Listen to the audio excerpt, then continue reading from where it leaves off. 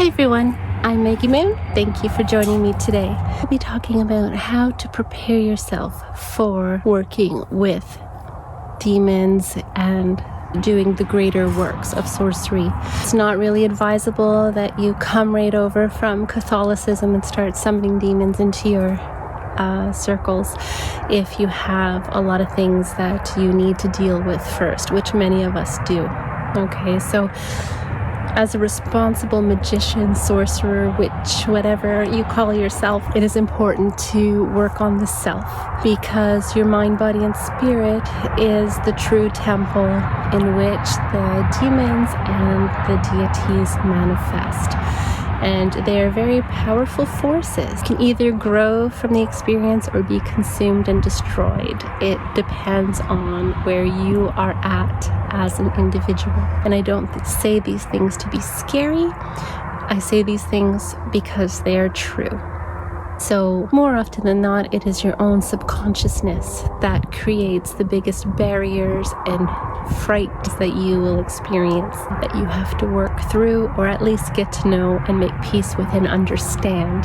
There's certain parts of yourself that may seem like negative traits, but once you understand them, get to know them and know how to work with them, ridding yourself of any bad habits, toxic behaviors, limiting thinking.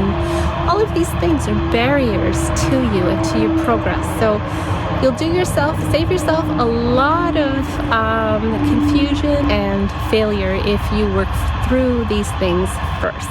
What can you do to work through these things? Well, first thing, you need to work through any traumas, emotional issues that you have, any sort of limiting behaviors or habits that are not for your highest good.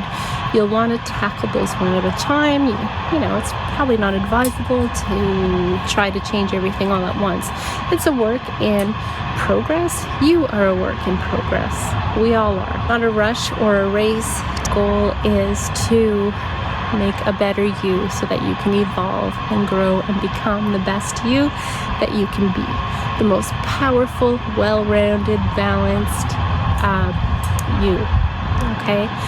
So working through that emotional and cognitive baggage is really a great start, as well as the behaviors. And how you can go about this is, I would apply the 11 points of power, the Luciferian 11 points of power. Even if you're not a Luciferian, you don't have to be to read these works and benefit from the wisdom contained in the many, many works by Michael W. Ford.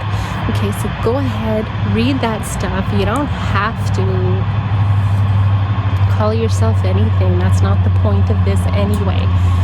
Start with the 11 points of power.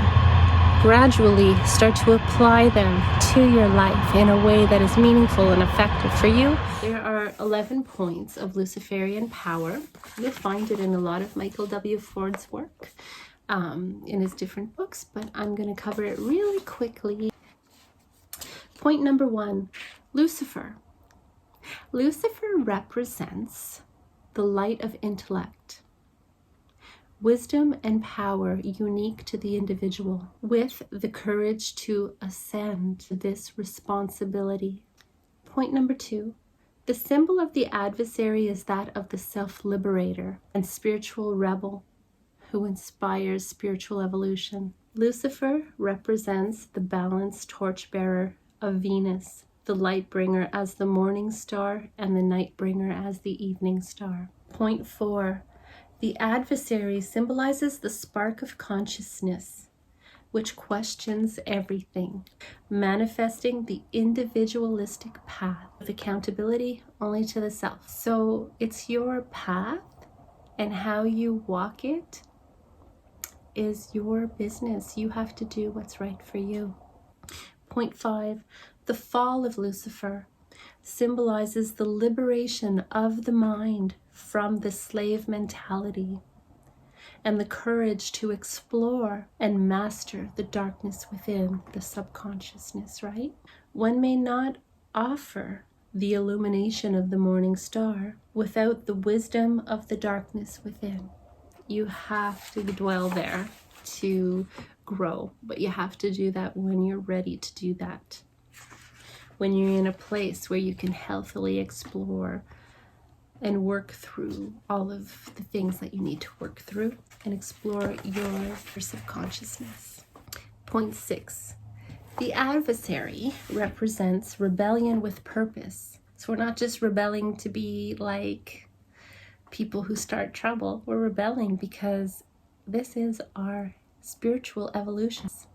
Our higher selves, where we're going after this life, who we are now and forever, is at stake. So yeah, we're rebelling with purpose, wisdom, strength, and power.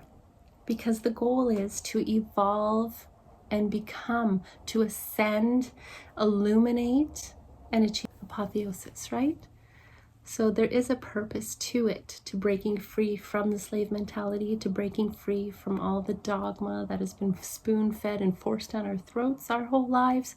Point 7, Lucifer represents the courage and fortitude to acquire healthy self-love, leading to the responsibility of honoring your body temple of mind, body, and spirit.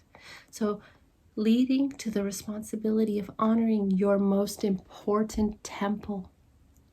Point 8, to become your own God, you must have the wisdom and the strength to govern and guide your life as if your mind is to survive beyond the mortal body. Point 9, indulgence with restraint. Think about that. Oh yes, live deliciously, but restrain yourself. Don't become a slave to it. You are the master of yourself, and don't allow yourself to become enslaved to anything, not to addictions, whether it be food, smoking cigarettes, alcohol, anything at all. Okay, master yourself. Love for the deserving and disdain for those undeserving. There's no forgiving those who you know, all of that stuff. No, you're allowed to have disdain for those who deserve it and love those who deserve it. You'll be fulfilled and happy and balanced. Point 10. Lucifer represents the insight that every act, no matter if perceived as selfless, at the core is a selfish act. So even if helping others is your passion, the brain still receives a chemical that makes you feel good as a response. Know that by doing good deeds for others is also a reward for us because we feel good about that. And it's okay, it's not a bad thing, but we just realize that even so-called selfless acts, do have a reward to the self, and that's not a bad thing. It's just the awareness and knowledge of that, okay? Because there's often some people that will be, I'm so selfless, I'm so giving, I give all the time. Oh, I'm just, well, you're getting something out of it too. You feel good and proud of yourself, and you feel good as a person, and you're happy to see others succeed.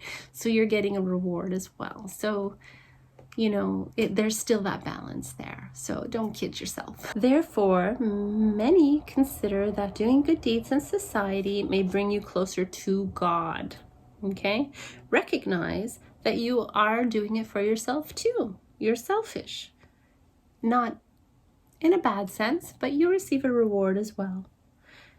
And then see this fact in all others while you're observing others, and just kind of seeing each other with that true lens of who they really are. So make choices, like accept this, and then make choices with this knowledge that would benefit not only yourself, but your loved ones whenever possible.